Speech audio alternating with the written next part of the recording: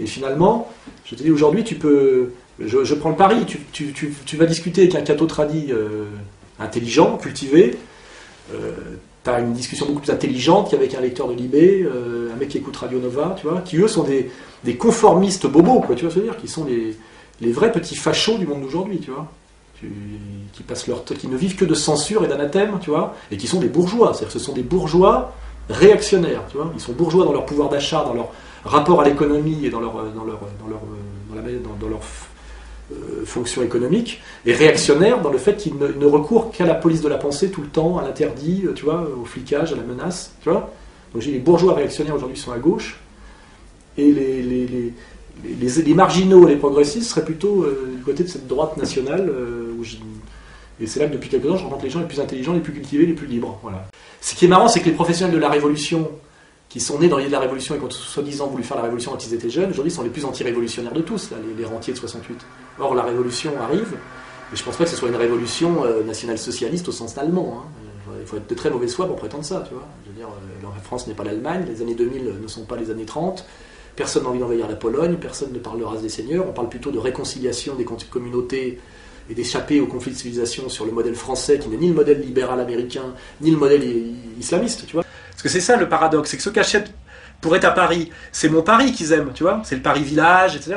Et quand ils viennent, ils le tuent. Parce que moi, là où je suis dans le Marais, quand je suis arrivé, c'était encore le Paris village, le Paris mixte, le Paris un peu populaire, tu vois. Et les bobos sont venus parce qu'ils aiment ce Paris-là et ils le tuent, tu vois. C'est ça qui est hallucinant, tu vois. Ils aiment le Paris populaire et ils viennent le tuer, tu vois. Ce sont des vampires, c'est-à-dire qu'ils viennent saigner le Paris populaire. Ils n'ont même pas cette espèce d'honnêteté d'aller là dans des lieux qui leur ressemblent, tu vois, des lieux prétentieux, froids, à la limite, le lieu qui serait naturellement pour eux, et peut-être un jour j'en ferai un camp pour eux, un camp de voilà, camp, on les mettra là, c'est la Défense, c'est le seul lieu qu'ils méritent, c'est le lieu qui leur ressemble. Ils devraient tous vivre à la Défense normalement, parce que c'est ce qui correspond à leur vision du monde. Ils n'ont pas à foutre les pieds dans le 11e, dans le 19e, dans le 18e, à la Fourche, tu vois, au Batignolles. Normalement, ils n'ont rien à voir avec tout ça. C'est pas eux qui ont fait cette ambiance, cet univers, tu vois. C'est la France qui est en train de disparaître, hein, la France gauloise, du bien vivre. Ce serait pour ça qu'ils voteraient Front National, tu vois. Pas parce qu'ils rêvent d'une expansion à l'Est.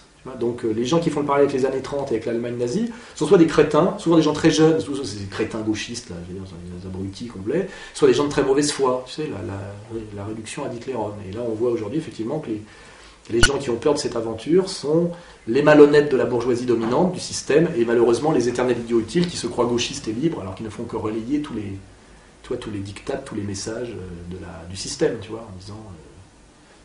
ceux qui ont toujours une lutte antifasciste de retard, tu vois, j'avais écrit il y a longtemps sur ce sujet-là, quoi.